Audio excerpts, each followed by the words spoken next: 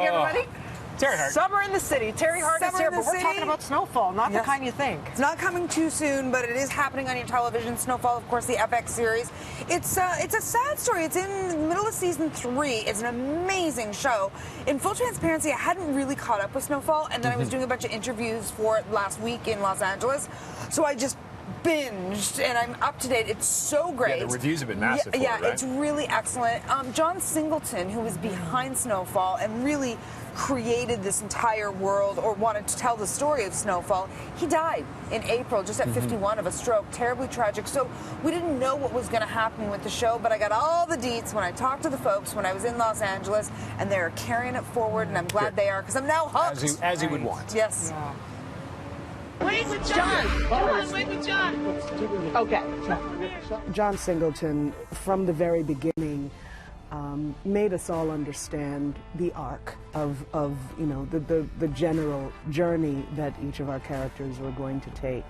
But every episode, every season, to see how it unfolds, it's an actor's dream, I think, to work on something so deep, so truthful. That depth and truth comes out of a plot that revolves around the first crack cocaine epidemic in 1980s LA and its impact on the culture of the city. Our advantage is pure product and basement prices. In season 3, we're seeing Franklin Saint's story roll on as he becomes more and more established as a player in the drug trade. News of a season 4 renewal comes in the midst of the 3rd season and after the death of Singleton in April at the age of 51 due to a stroke. What does it mean to have him no longer here? I think we're still in the middle of figuring that out. It's just so weird because, you know, at that point you don't have much choice, and he would have wanted us to just keep going, and so you do. I think it's about doing everything we can to make him proud and to try to finish the story in the way that he imagined it finishing. Just because the playing field isn't level, it doesn't mean you don't have every opportunity. You really believe that? Yes, I do. This is not particularly the most likable character. I feel he has no respect for the domino effect of his actions.